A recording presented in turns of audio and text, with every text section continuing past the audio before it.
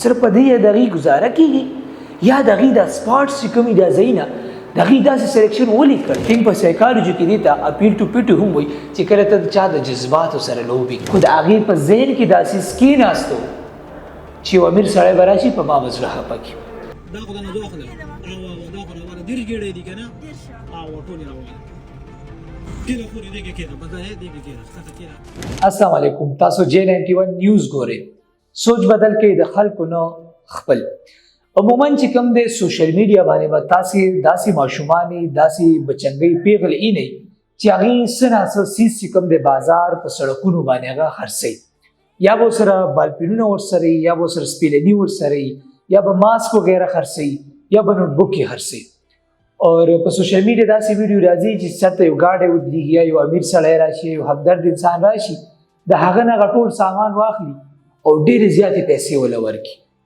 او بیا موږ خلک دغه ویډیوز په سوشل میډیا وګورو، موږ ډېر زیات جذباتي شو، د هغې یو قسم ته شکریه وغیره چې کوم دی هغه هم موږ ادا کړو او هغه زموږ دپاره چې کوم دی یو بهترین طریقې سره یو میسج چې کوم دی زموږ دپاره ثابت شي. خو په دغه ویډیو کې د ټولو نه غټه یو کیسه پرته وي. دغه ګلالۍ دغه پیغله چې د سړک په غاړه باندې ولاړې او دغه سپیلني هرڅوي، یو کس په ګاډي کې راځي د هغې نه ټول سپیلني اخلي او ډېرې زیاتې پیسې وله ورکوي. په ظاهره خو دغه ځوان د دې پیغلې مدد کړی دی، خو دغه پیغله چې کوم دی د داسې قسمه اکټ هغه نشهیي شوله.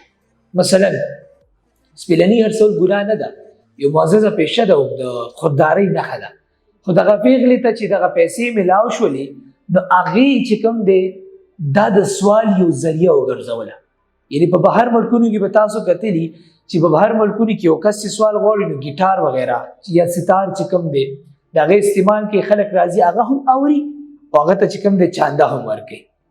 اوس زموږ په سوسایټۍ کې دا یو ټرم چې کوم دی د بالپینونو خرڅولو، د کتابونو، د ماسک سپیلنو، دا د سوال یو ذریعه سازش شوې ده. مخکې ورځو کې د پېښور په ښار کې چې کوم دی روان وم نو یو پیغله وه، هغې سره بالپینونه ورسره وو. هغې پیغلې داسې لباس اچولی و، داسې ولګر لباس یې اچولی و چې زه ورته حیران شوم چې یو قسم ته بالپینونه خرڅوي، بل ځای ته خلک ځان ته متوجه کړي. بل ځای کې تاسو ګورئ یو پیغله چې کوم دی یو ځوانه هغه ماسک وغیره خرڅوي. اوس تاسو ماته دا ووایي چې د دې متبادل هم داسې روزګار کولی شي، داسې روزګار کولی شي چې هغه د سوال ذریعه د دې لپاره نه ګرځي.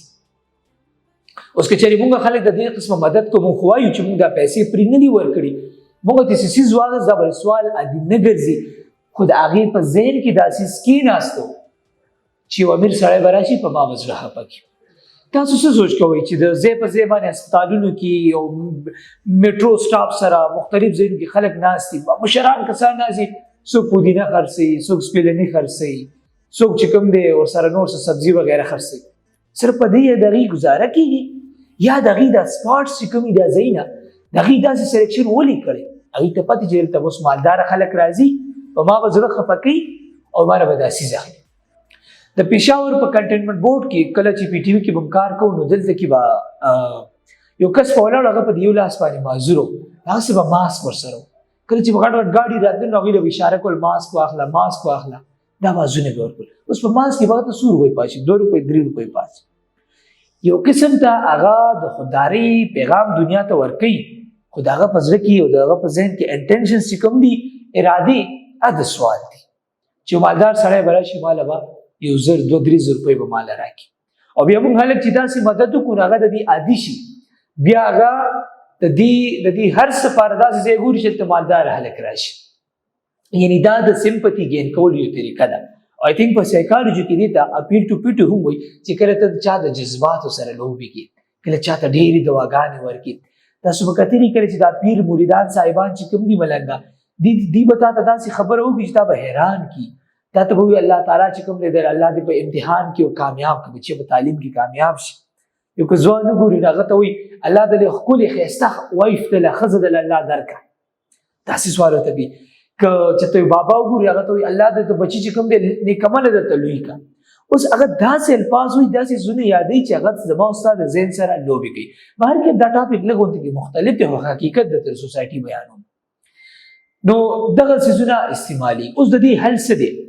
مونږ دغه پیغلو لا دغه بچنګو له مونږ خپل روزګار روانولی شو که مونږ د دې نه څه څیزونه نو مونږ یې په طریقه باندې اخیستلی شو لږ ترې اخیستلی شو بل چا له پیسې ورکړو چې لږ څه ته واخله ټیک شو هغې مونږ پوهه کولی شو یو روزګار وله باعزته هم روانولی شو خو عرض مې صرف دا کوو چې جذبات خفګان همدردي لازمي ده خو ایموشنلی بلیک میلینګ او د عقل استعمال نه کول دا هم د ټولو نه غټه بیوقوفي ده شکریه